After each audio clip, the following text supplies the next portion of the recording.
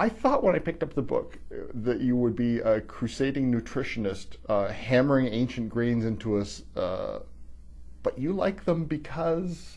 They're very tasty. They bring amazing flavors, textures, rich textures, and even what I love, also stunning colors to a table. And so for me, the reason to write the book was I felt for way too long the only label we've given whole grains are, they're oh so good for you, you better eat them, otherwise you will whatever, get this disease or this disease. And so for me, I was very lucky. I was raised in Germany and Greece, and both cultures still have, whole grains are still part of the culinary fabric in both cultures. And so in Greece, traditionally, we have, to this day, we have bulgur in lots of recipes. We have traditionally still and ceremonial preparations. We have wheat berries that we eat, whole wheat berries. We have a dark barley rusk from whole grain barley, which is very rustic and absolutely delicious, traditionally from the Greek islands. In Germany, anyone that's traveled to Germany will have seen the country's amazing rustic breads that are often made still with 100% whole grain. Sometimes take two men to lift them. They're so heavy That's and true. dense. My dad would bring home these huge loaves. I mean, one slice would be as long as my arm, or as, I sometimes say almost like a tire of a bike, so big. But they're absolutely fantastic and often flavored, which is also what I've done in one or two of the recipes, with cardamom, fennel, anise. So there's lots of, beautiful long bread baking tradition.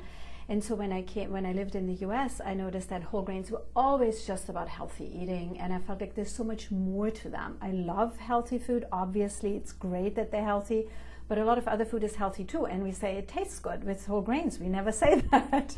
And so I felt like, but they do taste so fantastic, and they have all these different flavors. And that's what I wrote the book for, to really highlight, in each grain, when I use it in a recipe, I try to highlight its distinct character and flavor. So that was what my passion is, and that's why I wrote the book. I felt like that was really missing. I'm a late convert to this. I only discovered quinoa about less than a year ago, which it's actually really good. I mean, I like it, and I did that because I'm low carb, trying to reduce my immenseness. So which of these grains, aside from quinoa, would be good for kind of low carbish people like me? Mm-hmm. That's actually very interesting. I'm not a believer in the low carb. I think if you make them a center of your plate and use, lots of vegetables and then meat and fish as an accent, which is what I've done in the book, much smaller portions than typically, you actually will be surprised how long they will keep you going. And so you might, over time, even lose weight without noticing, right? And I found one of the things that was also for me very interesting, as a young woman, I was in a diet all the time, like pretty much every girl or every young woman, and many people are all the time.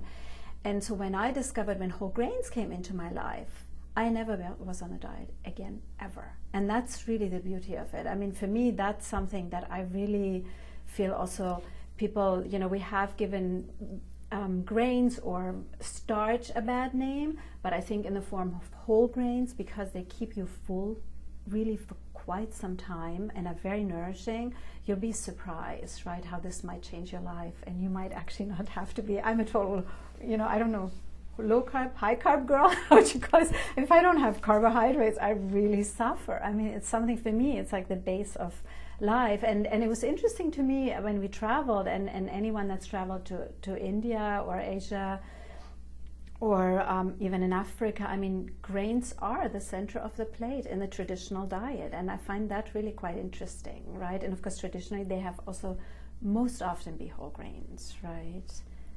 So I encourage you to look further, to look at a couple others, but we might talk about that, which others might be as appealing as quinoa.